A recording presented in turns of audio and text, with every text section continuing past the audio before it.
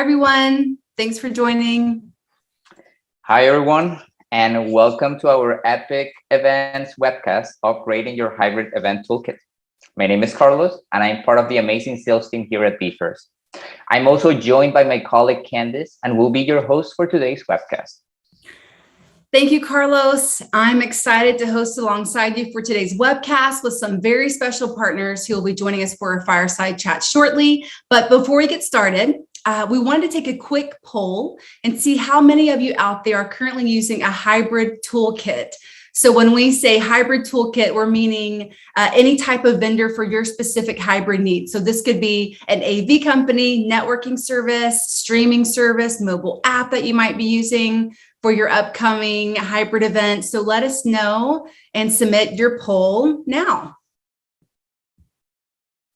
Carlos, I wonder what we'll see out there. I think a lot of people are getting their toolkits ready. Yeah, with everything opening up, I'm pretty sure that mobile apps is going to be a huge one for this. So. Yeah, agreed. So we have the answers. Yep, sure do. So that's one answer. The second answer, no, not yet. And then the other answer is no, haven't thought about it. So for any of you out there who may not have thought about it yet, today is for you. And then all the others, of course, there's a lot to learn from today's webcast. So we will end the poll. Let's give them like 5 more seconds, Carlos. Sure. We see a lot of answers coming in.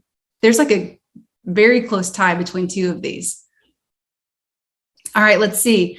Let's go ahead and push the polls out. All right. So I'm seeing a lot of folks out there already using their toolkits and a few who are in the process of building theirs out, which is pretty good. Yeah. Oh, that's awesome. Love to see it. I can promise you that everyone will have either started one or completed one by the end of this webcast today. So with that being said, let's go ahead and kick things off. We have a lot of hybrid ground to cover, so to speak. So let's do it. All right. So everyone joining us today are 3 powerhouse experts around hybrid events. We are also lucky and proud to have them as partners at vFairs too. Let's kick things off with introductions to our panelists. First, we have my dear friend, Michael Kem Leitner, founder and CEO of Walls.io. Hi, Michael. How's it going? Hi, Carlos. Good to be here. Everything's fine. Thanks for having me. All right. Awesome. Mm-hmm. Next up is Morgan. He is the head of business development for Restream. He's joining us from San Francisco all the way in California. I know it's early there. Morgan, thank you for joining us so early. Welcome. Thank you. Great to be here. Awesome. And then go ahead, Carlos, over to you. Yep. Our third panelist is Rob Allen, National Sales Manager for Panavid. It's great to have you today, Rob. Hey, good to be here. Thanks, everybody. All right. Thank you all for taking the time out for your busy schedules to join us today. We are super excited about hearing all about your event insights and what are you seeing out there. Yeah, can't wait. So let's go ahead and get started. I want to get to know more about our panelists. I know all of you do out there too. So let's go ahead and kick things off. Who should we start with, Carlos? All right, I will start with you, Michael. I know that I met you back in London. Hopefully I would see you this year as well. So Michael, tell us about your company, your job role, and where are you located in the world right now? Yes, sure I do. Hi, everybody at the Epic Events community. I'm really happy to be here. And as Carlos said, we met last year in London at the ETL. I'm really glad to see you again, Carlos. Yes, of course. My name is Michael. I'm calling in from Vienna, the capital of Austria, right in the heart of Europe. I'm CEO and founder at Walls.io. We are a software platform that is unlocking user-generated content for event marketing. So specifically, that means we are powering hybrid events, virtual events, and in-person events with the help of social media content. We are driving engagement, promoting the events, increase ticket sales. All that can be done with social media content. Awesome. Thanks for that intro, Michael. Over to you, Morgan. Tell us a little bit about yourself, your job role, and where are you located? Hey, everyone. Thank you again for having me. So I'm Morgan. I head up business development for Restream. I'm based in San Francisco. And a bit about Restream. We're a venture-backed company with offices in Europe and Austin, Texas. And our mission is really around helping creators and businesses grow, engage, and monetize their audience across all their different live streaming platforms. So how we do that is we're a popular tool to stream live and manage live content across 30 different social platforms, including YouTube, LinkedIn, Facebook, Twitter, and 30 other platforms. And then in addition to what we call multi-streaming, we also have tools that drive engagement, analysis, and monetization. So that's a little bit about Restream. And again, very happy to be here. Awesome. Thanks for that, Morgan. And now for you, Rob, tell us a little bit about yourself, your job role, and where are you located at this moment? Yeah, absolutely. Great to be here as well. So I'm Rob Allen, and I'm the National Sales Manager for Panavid, located in New Jersey. And as far as Panavid goes, we've been around for about 43 years now, and we're a full service production company and installation company. So we do both production and permanent installations. And we essentially take care of everything from audio, video, lighting, LED walls, projection, you name it in the technology field. We supply it. We have the gear, we have the techs, and we travel all over the place. We have 3 offices right now. New Jersey is our headquarters, and we also are in Dallas, Texas, and just started opening up a LA location as well. Well, good to hear about that expansion, and hopefully it's going to continue. Yeah. So, Michael, over to you for this question. I want to hear a little bit about you. I've seen Walls.io in different events, spread over the world. Like, have you started traveling to events again, Michael? If so, Yes. what's the overall sentiment you're seeing over there? Yeah, so me personally, definitely, I really couldn't wait to get back on the track. To be honest, I really missed the real life experience and in-person events. So I think the first big event I was at was last year, SaaStar in San Jose in the United States. That was like a big one. Of course, like I mentioned before, we've seen in London 2 weeks ago. I was in Hamburg at the Online Marketing Rockstars, which is like 75,000 marketing nerds coming together, biggest marketing event in German speaking world.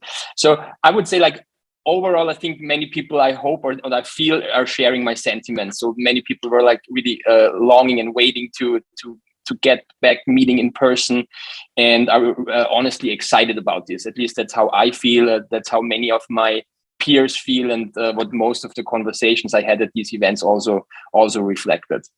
Awesome. Good to hear, Mike. Well, just make sure that you have enough pages on that passport then for the remaining year. Yeah. All right. So Morgan, same question for you. Have you started traveling through events again?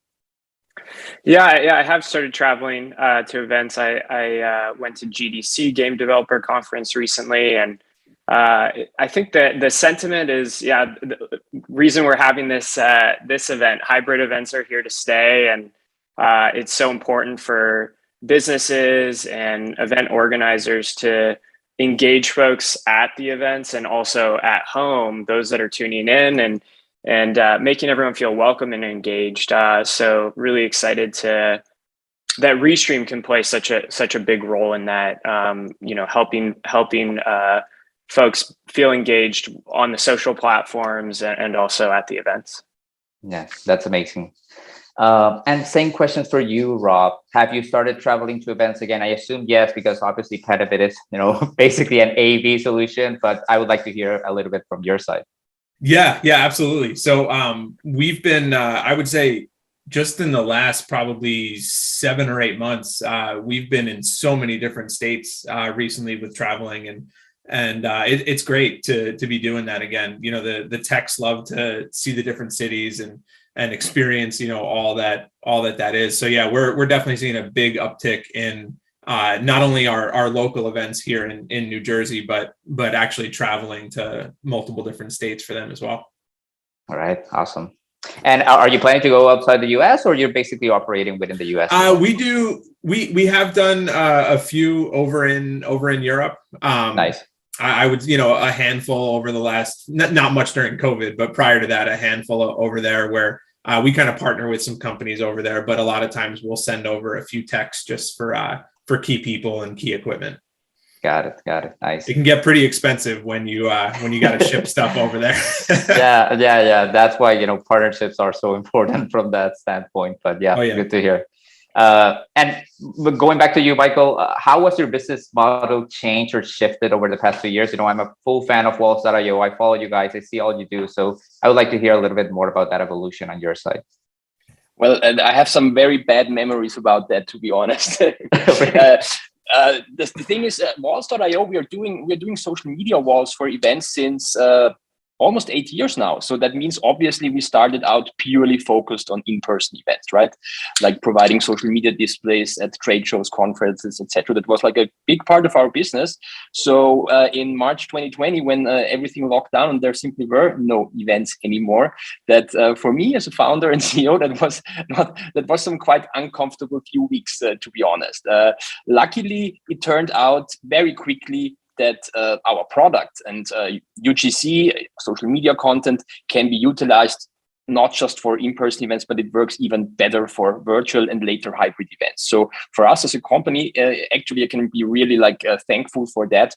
It was relatively easy because the product, without too many modifications, worked out of the box in the hybrid or virtual environment as well. So while we changed our business model a little bit and repackaged the software specifically for virtual events and introduced new pricing tiers that catered to the various sizes in audience, that was a little change in our business model. But overall, I'm really happy and thankful that the product turned out to be a valuable addition to event stacks, both in the in-person and virtual both.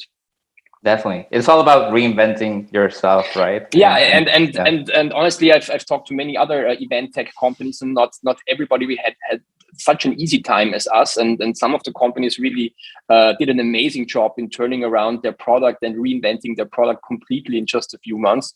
Maybe I'm going to name some of those later in the conversation, but it's really amazing to see how some of our peers and partners have turned around. Yeah, good to hear. Now back to you, Morgan. Same question. How has your business model changed or shifted over the past 2 years? So our business model hasn't changed too much, actually. We've been a subscription business from day one. But what has changed is the customers we're serving, actually, and the products we've built. So when we started Restream about 5 or 6 years ago, live streaming was actually all about kind of gaming and gaming content, and Twitch was very large. And so we actually started kind of in the gaming sphere, helping gamers stream live to Twitch and YouTube, and then Twitch, YouTube, and Facebook. And then with time, we started seeing more businesses and creators start engaging live streaming. And then when COVID hit, it was a huge tailwind of new customers, organizations, everyone from politicians to nonprofits to sports teams to everyone looking to bring their content live and do it across all the different platforms. So while our business model really hasn't changed, we've continued to add new products and features into our different subscription tiers. For example, we recently launched Restream Studio, which is a great tool for live talks and webinars like this. You can add overlays and animations, play videos, and invite guests. And so that's just one example of a bunch of different tools we've added into our ecosystem to support our customers kind of in this hybrid future. Yeah, I know. You're really familiar with the studio. It's basically having your own CNN channel there just to broadcast and do all these creative things. So, kudos to you, and I hope that continues evolving. Now, same questions for you, Rob. How has your business model changed or shifted over the past 2 years? Sure. So similar to Morgan, actually, we haven't really changed a lot of our external business model, mainly because we've been doing webcasts for 15, 20 years.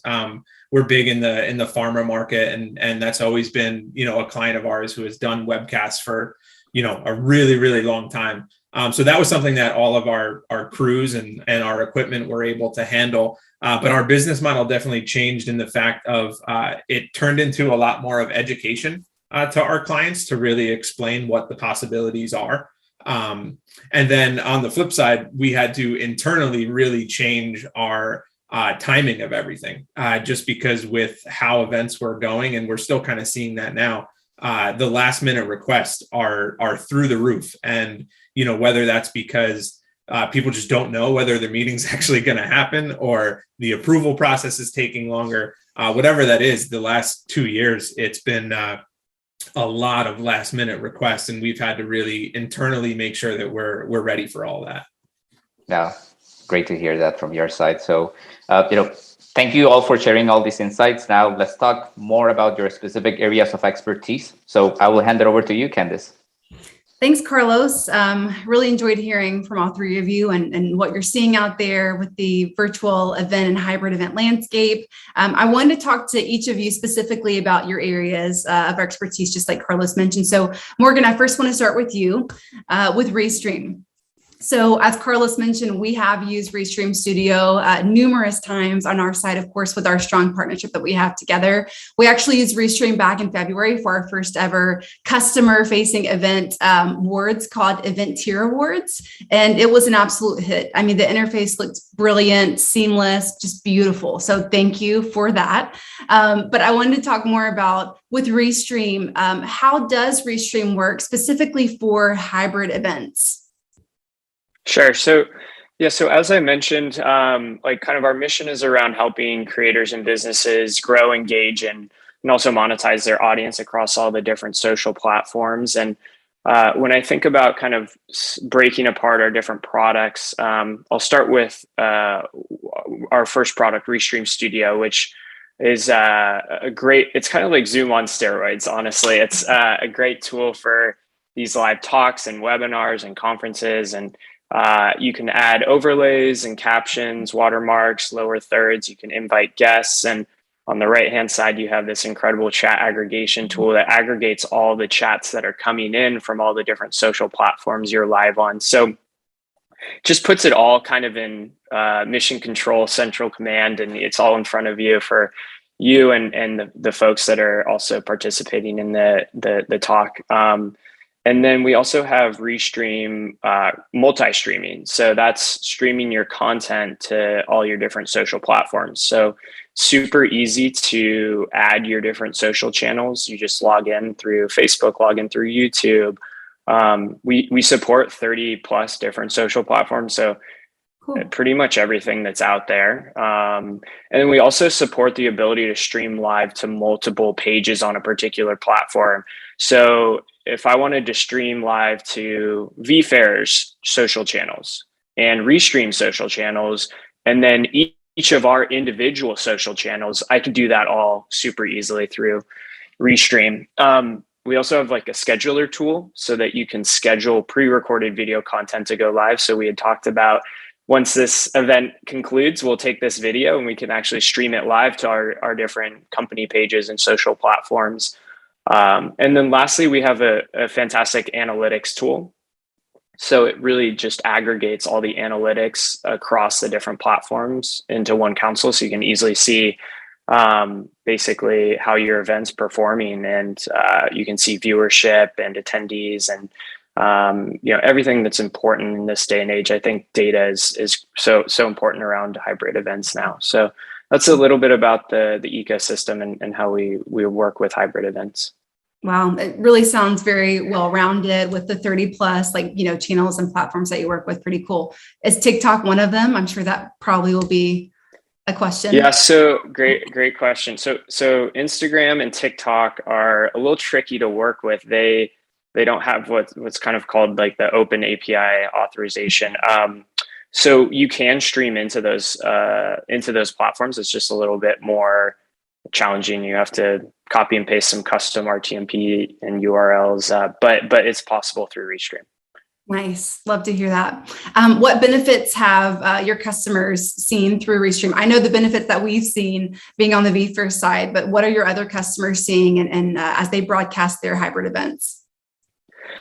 Yeah, so your customers are everywhere, and they're on all these different social platforms, and especially if you're someone who's covering a wide range of customers and ages and verticals, like as we just mentioned, you've got folks that are on TikTok and Instagram, might be like kind of younger customers, and then you've got people that are on LinkedIn from a professional standpoint and social for Facebook and YouTube. And so, what we help is you to reach your customers across all these different social platforms, and that in turn increases viewership and it increases engagement. And so I think the benefits are those two, like really increasing your viewership and engagement by accessing these people that are across all these different social platforms. Yeah, agreed. I know just the reach that you get, not only with virtual events, but again, with hybrid, just anyone around the globe can join us right now, which is so cool. And especially going into hybrid and just in person, just backs up why, everyone out there needs Restream and a streaming service. My last question for you before we move on with Carlos and to Michael and Walls.io. What are the most popular channels for using Restream? Have we already covered a couple of them? Yeah, I get this question a lot. It's very interesting, and actually, it's like a horse race. Like different platforms are passing each other at different points. But Twitch has been a super popular platform just because that's where so much live content has existed before. But I would say for kind of this audience, YouTube is number one, and Facebook is number two, Twitter's number three, LinkedIn's number four. And at different points, Facebook and YouTube are very much kind of competing for that top spot. Nice. Love to hear it. Great. Well, thank you so much for sharing it. I feel like we've kind of painted a picture with Restream and what you guys are out there doing. We'll get to more questions for you in just a little bit. So thank you, Morgan. Carlos, let's learn a little bit more about Walls.io. Awesome. All right, Michael, your turn. So Mike, I would like to hear a little bit more about how does Walls.io work for hybrid events? If you could give us a little bit about that. Sure. So I guess most people here in the audience might have been exposed or been using a social wall in the hybrid embed context already, but just to make sure that everyone is on board, what we are actually doing is we are collecting all the social media engagement around an event or an event hashtag. And we are collecting these posts from all like 30 plus platforms right now. A few of those we have already heard today, of course, Twitter, Instagram, also TikTok. So like covering as much ground as possible, collecting all the buzz, all the experiences that people are having before, during, and after the event. We are allowing our customers to collect this content, then of course also to curate and moderate it. So that means like cherry pick the posts you want to have displayed on your social wall, or moderate away things you don't want to have, avoid spam or abuse and stuff like that, using language filters. Basically like ensuring brand safety. That is a topic that is very, very important when we are starting to work with a brand, with a company for the first time. Brand safety is usually one of the first questions, and Walls.io is of course providing a range of tools to make sure that brand safety is always guaranteed. So you're collecting all these user posts, user generated content around your event, you're curating it, and then of course you want to display it. And displaying, like I mentioned before, back in the day, of course, meant usually putting it up on a TV screen or on a video projection or what have you. Nowadays, of course, it's even more important to embed or integrate the social media feed into your event website, into your event mobile app, and of course also into your event platform like vFairs. So our widget is running inside vFairs, like in the sidebar or like full screen, displaying this social media interactions, this social media content. And of course, the reason why we are doing that, or why customers are doing that, is because user-generated content coming from social media and beyond is, of course, a great driver for both promotion and interaction. So that means even before the event, it's a great way to show your community or your future audience what people are talking about your event. So the buzz is building up like days and weeks before, of course, peaking on the day of the event, where you can really like get the feeling what the event audience, the community is thinking and experiencing at the event. And finally, of course, this is really valuable content that represents or shows what has been going on at the event afterwards. So it can also be used, like, of course, to promote future events. So that's like the life cycle how we see social media content, how it can help the event organizer in the event life cycle.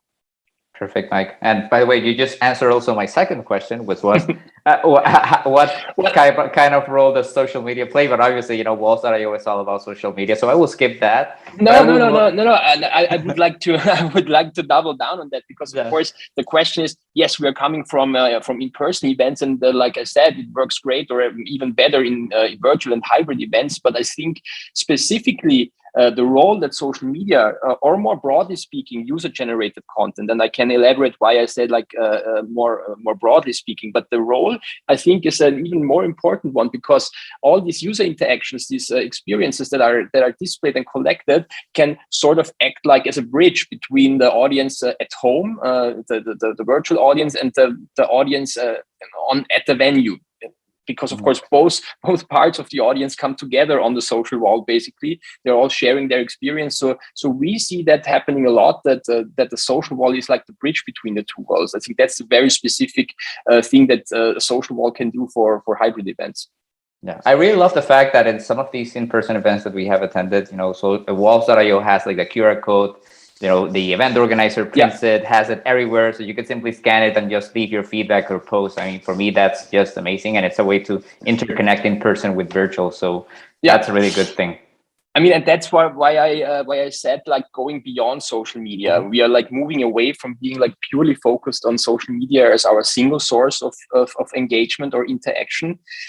Specifically, that's what you just referred to, opportunities or possibilities to post directly to our wall, not having to go through social media, is something that we are doing since last year and with great success. The reason why we're doing that, well, we originally learned that in some event settings, like company internal events or more private events, like a wedding, not everybody is keen on posting publicly on their Twitter or on their LinkedIn profiles. I mean, I'm a social media nerd. I don't care. I post whatever I can post, but of course, many people don't. And for these use cases, it's of course a perfectly great way to lower the barrier of contributing content. So once we have introduced this direct post mechanism, this direct post feature at the QR code that you have mentioned, we saw immediately an influx of content coming in. Many of our customers reported, or we saw in the analytics, that they received twice as many content than before. So this is very, very promising for us, and we will of course also continue on working on these features. Awesome. So my next question would be can you quantify the results event organizers have seen from using Walls.io and to boost the event engagement? Yeah, so I think there's a few angles how you can tackle that. I mentioned that the life cycle of UGC starts before the event. So you can, of course, that is something that we recommend all our customers, set up a social wall, put it on your registration or sign up page. And the measurement would be how sticky is the page, how well does it convert? Conversion is something that is almost a given that can be increased with authentic content.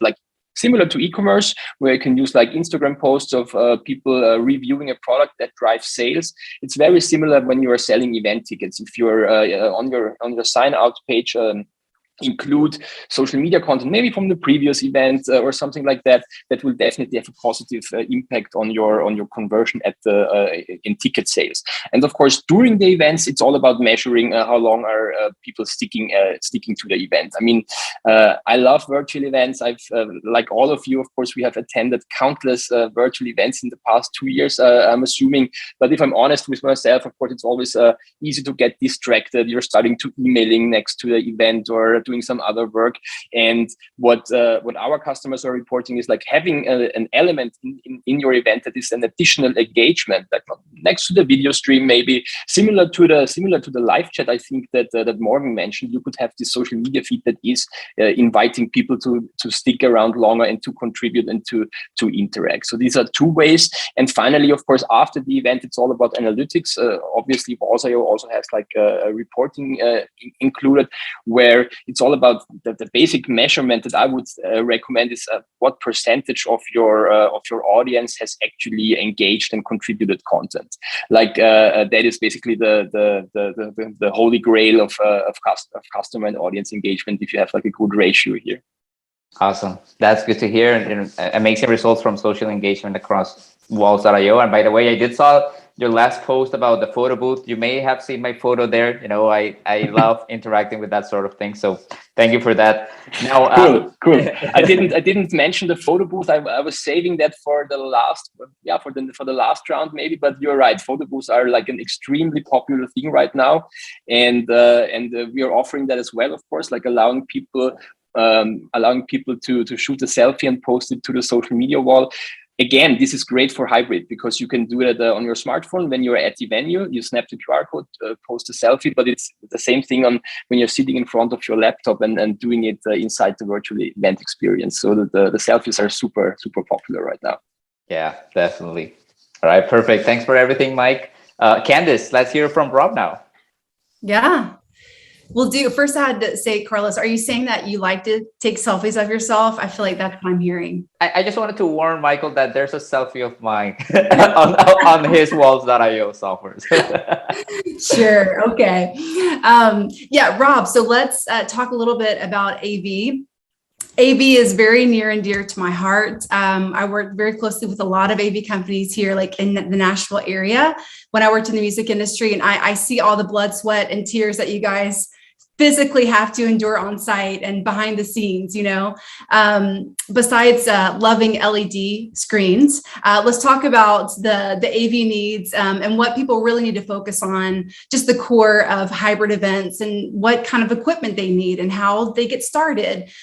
So why is it so important to choose the right AV company for hybrid events?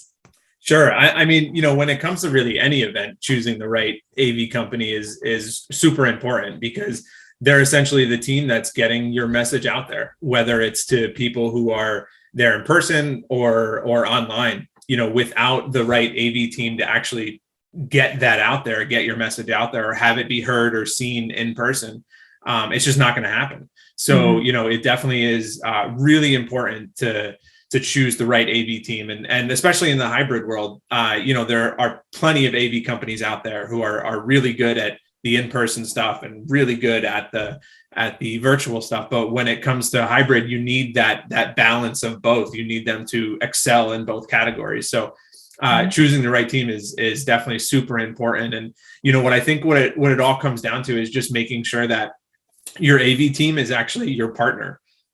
Just because then, expectations are understood, the goals are understood, when it comes to just kind of, picking anybody off the streets, for lack of a better term, they may not really understand what you're trying to accomplish. So having that, and that's a big thing about us too, is we love partnering with people because without a true partnership, we may not fully understand what somebody's trying to accomplish.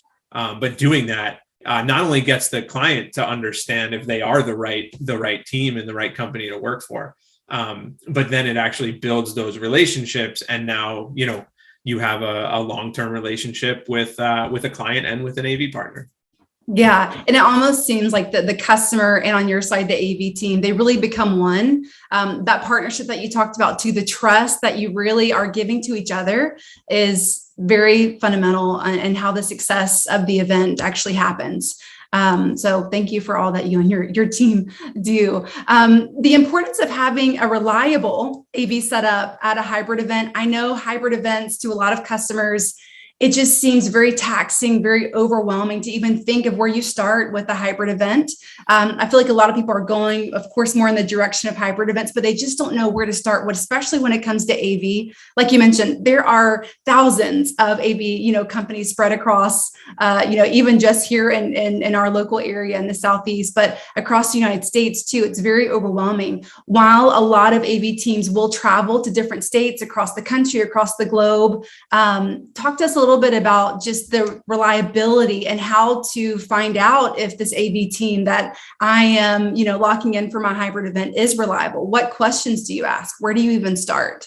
Sure. Yeah. So I think, talking about the goals is a big thing. And asking the AV company, how they would go about doing it, like explain how we can accomplish this. This is what our goals are. How can you get us there? And really, if their answers make sense, then they're probably the right team. But if it really just creates more questions or or anything, it might be smart to look elsewhere. But I mean, reliability that's key, right? Because it's just as important as how important the message is that needs to get out. So if this is a product launch, or this is a internal meeting, or a shareholders meeting for investors, or whatever it might be, as important as that message is, it's just as important to find that reliable AV company. Also checking sources too. That's a big one, and asking for, pictures of events or footage from other events. It's definitely really important to do your research on the company that you're working with, to make sure that they are reliable and your message will get out the way that you're expecting it to. Yeah. Asking for a list of references. I feel like that helps a lot, because you're putting trust in customers who've already used, that specific AV company, calling them. It just makes a world of difference in deciding which way, to go, which AV company to initially go with in the long run. So yeah. Great. And back to the goals. I love that. Making sure that everyone is aligned and they realize what goals that you have in mind as the customer, and the AV team, like your team, coming on board and making those goals an actual reality is super important on both sides. And in that, like, bringing us in as early as possible is very, very smart to do. Just because we then can kind of guide people in the way of, what's possible, what's not possible, where challenges might be. So bringing in the AV company as early as you possibly can is always a good idea. Yeah. So what are you seeing out there in the AV world with customers? Are they coming to you last minute, kind of scrambling, or, I mean, what's ideal to you? 8 weeks? Yeah, I mean, a lot of it just really depends on the event. Certain events need more time to plan properly.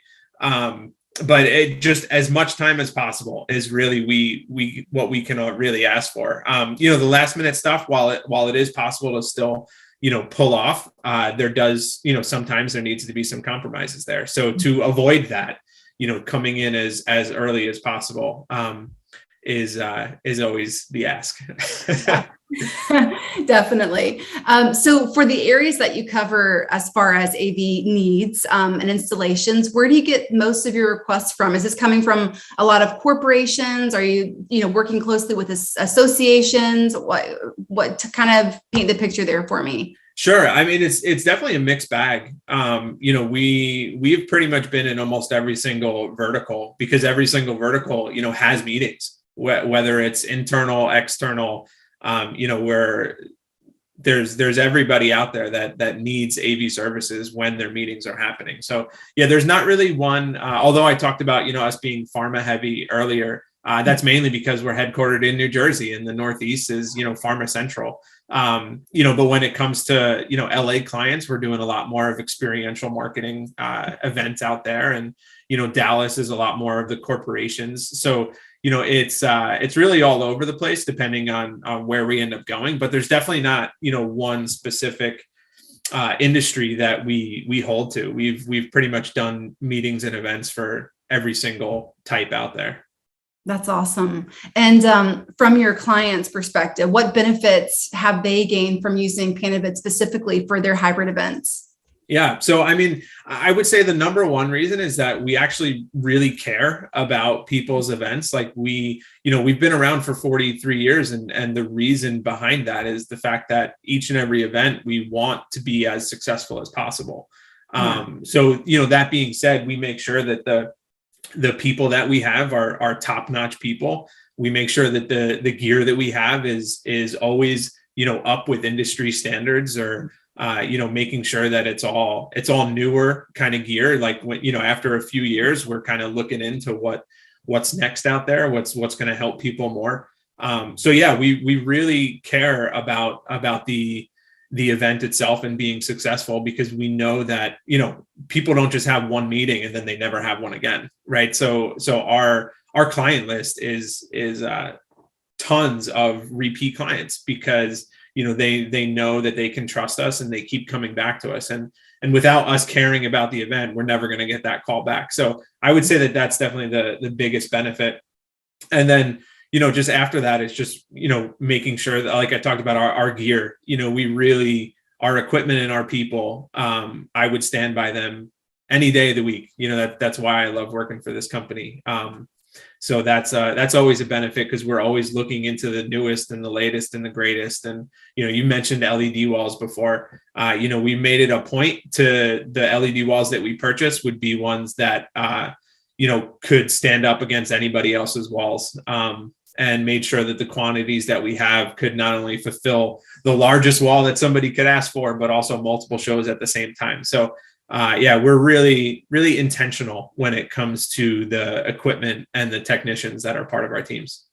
Yeah, I love to hear that you're always staying up to date. I know that's got to be hard as an AV company. I've always thought that, because this AV team over here gets the best microphones, the latest and greatest there. And then over here, you have the LED walls and the lighting rigs and all the gear and the speakers, the monitors. I mean, it's pretty endless that you constantly have to be going out there and seeing, who's releasing which product. So the quick question there. So for all the gearheads out there, specifically for like AV, what are you seeing? Is LED screens kind of taking the pool here, or what's like the trending gear? Sure. Yeah. I mean, I would say in hybrid events, definitely. When it comes to hybrid events specifically, LED screens are pretty fantastic, because it allows you complete flexibility on, what you're bringing in, what you're showing, doing pips on the screen of any remote callers that are coming in. So then the person on stage can actually literally interact with that person right next to them. And it just allows full flexibility on backdrops too, as long as the right LED wall is in place. Because, when it comes to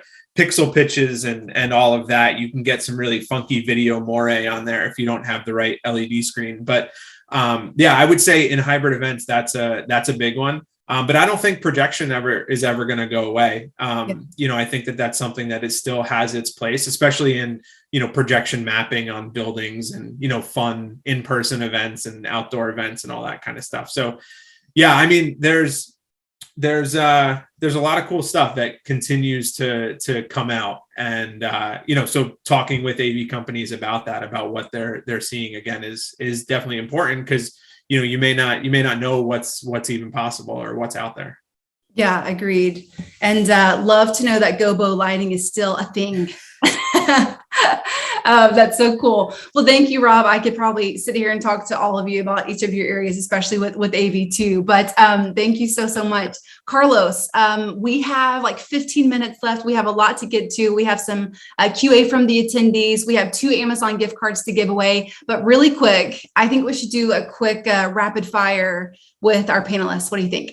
Sure, definitely. So let's get started. So this question could be for you, Michael. What are the challenges of hosting hybrid events? Give us at least 3 words of caution that we could definitely hear. I would say making sure that neither the in-person nor the virtual part of the audience is treated in a second-class citizen way, making sure it's super integrated and everyone gets the same value out of the event. That was more than 3 words, sorry. No, that's fine. That, and obviously, Walls.io being a software that is integrated for both audiences, you definitely are making sure that everyone feels the same. Yes, so I think so. Good. All right, so Morgan, a question for you. In your opinion, what does the future of hybrid events look like? Yeah, I'll say an idea that's kind of in the short term, and then one that's a lot further out. Short term, I think it's around professionalization of content and making things look beautiful. And you can do that with Restream Studio, shameless plug. And long term, I think metaverse is potentially one. I see all the younger generation who are joining concerts in Fortnite. It's mind blowing, and I really think that's kind of the future. Definitely, yeah. I hope I get those goggles by Christmas, so I can enjoy the metaverse too. All right, so Rob, how important is it to have an event tech stack? I know that you're basically in the AV the industry, but it's a lot of logistics, right, that you have to manage. It's really stressful. So how important is it to have an event tech stack for hybrid events? Yeah, I mean, it's super important. When it comes to the technology of everything, that's what makes it, right? And in order to create that wow factor on both sides of the in-person and and online. I mean, you got to incorporate it all together. So having that is key. All right, awesome. Well, those were great answers, everyone. I love each of you bringing something unique and new to the table. So I think that wraps up the fire chat. Now I wanted to give our attendees a chance to ask questions to our panelists. So let's see the questions. Let me see. The first question is, any tips for preparing your team to handle the technology and become comfortable with it prior to the event?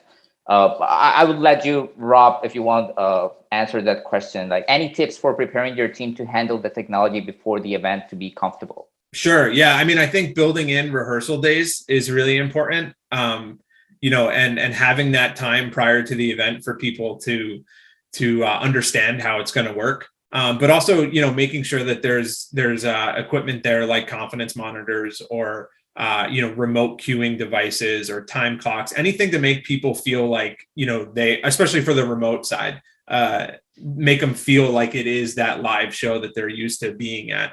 And then on the flip side, you know, for the people who are on the live show, that same kind of gear, you know, bringing in the online people and having them be able to interact. It's just really important. But yeah, the rehearsal day stuff, that's huge when it comes to complicated hybrid events, just for everybody to make sure that they're comfortable with it. Got it. And Michael, I would like to also let you chime in. Like, do you feel like Walls.io needs some sort of like a prepared time before handling everything on the day of the event? Well, I mean, we have had this topic already today, and of course, sometimes the daily life of an event organizer can be very stressful, and that sometimes means customers are coming to us on the day of the event. So that's completely doable. Our social walls, you can set them up in 5 minutes, but of course, the recommendation is to start earlier, especially when starting to use social media content. You are probably like inventing or establishing your brand hashtag, your event hashtag first, right? And that is something that should definitely start early. Also, like I mentioned, people are like starting to post not just on the day of the event, but usually like days or weeks before. So in that regard, it really makes sense to also start using the content, the UGC, like weeks before the event. But in terms of the technicalities of the product, it can really be set up very, very fast. Good. And Morgan, if you want to also chime in, like, is there some prep time that, you know, you recommend for people handling the technology of Restream in the studio before the event? Yeah, I think testing the workflows is really important, and then running a test event through Restream. And then I would also add having sort of like what we're doing here, having multiple hosts involved in an event, so it's not just all on one person to host the event and also engage in the chat and make sure that everything is moving according to agenda. So if you have multiple hosts as part of the experience, you can kind of divide the labor up. All right, awesome, great answers. Next question: how much time do I need to allow for getting an AV company on board for a hybrid event? Maybe that's, you know, more towards you, Rob. Yeah, I mean, you know, again, it kind of all depends on what the event is and what's going on. But, you know, I would say just a standard kind of, I mean, you know, 30 days is pretty great. We've been able to pull off events in less, but, you know, that definitely comes with some headaches here and there. But I would say, you know, at minimum 30 days, but I mean, there's plenty of events that we're already planning for, you know, 6, 8, 9 months out, year out, you know, when it comes to really large, you know, festivals or things like that. But yeah, as much time as possible is kind of always my answer, because, you know, I also know that approvals may not be able to happen, or venues may not be able to be secured, or who knows what's going to happen, you know, with continuation of COVID. So, you know, we get it. And we're here, you know, the AV company should be here to work with you regardless of what your time frame is. But, you know, my suggestion is always as much time as you possibly can. Yeah, I agreed on that. We had another question to come in specifically for you, Michael, with Walls. Does Walls.io have some sort of automated anti-spam or content moderation system beyond manual moderation by a human? Yes, that's a great question. One we are hearing a lot in our customer conversation. The short answer is yes. As you already mentioned in the question, some customers prefer to do what we call manual moderation, and that really means like approving or cherry picking the posts. But we have a lot of automated tools as well. So we have a spam filter that is like machine learned based and is identifying spam and abusive stuff based on text and image. So that is an important one. Filtering for the language is another option we are offering. So if you are only interested in English language content, so that can easily be done with a filter. And of course, we are allowing you to block certain users or certain keywords. So if for whatever reason you don't want to have a competitor's name showing up on your social media wall, that is very easy to do. Awesome. Great answer. We had a question come in about the metaverse. So maybe Morgan, you can jump in here. You mentioned metaverse as the future. How can small business or nonprofits better understand and engage? Yeah, it's a great question and a challenging one as well. I think metaverse is still a ways off, and it's going to take some time for the AR and the VR platforms to really evolve to be kind of a de facto go-to solution for many. But I would say like what ways you can engage right now are getting a VR headset and start playing around with it and play around in experiences like Rec Room, which is very popular. I mentioned Fortnite or VR chat, and just kind of see how people are interacting. That's a good way to start learning. And then also you can build AR lenses and experiences like in Snap Labs or other platforms as well. Great. Anyone else want to chime in with the metaverse? Okay. So quick question for all three of you really, and then we'll kind of go into our Amazon giveaway here. But how many people can your events host? So Morgan, for instance, for Restream, is there a limit if it's going through the other channels, or is that more on their side? There's no limit. We've hosted events with millions and millions of people on social platforms. So there's no limitations really.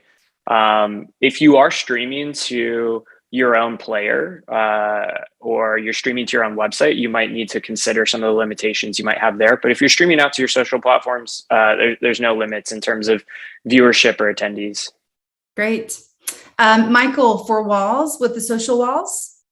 Anything to add? Basically similar answer than Morgan. There's no technical limit here, and we have also had events with 50, 100,000 of people.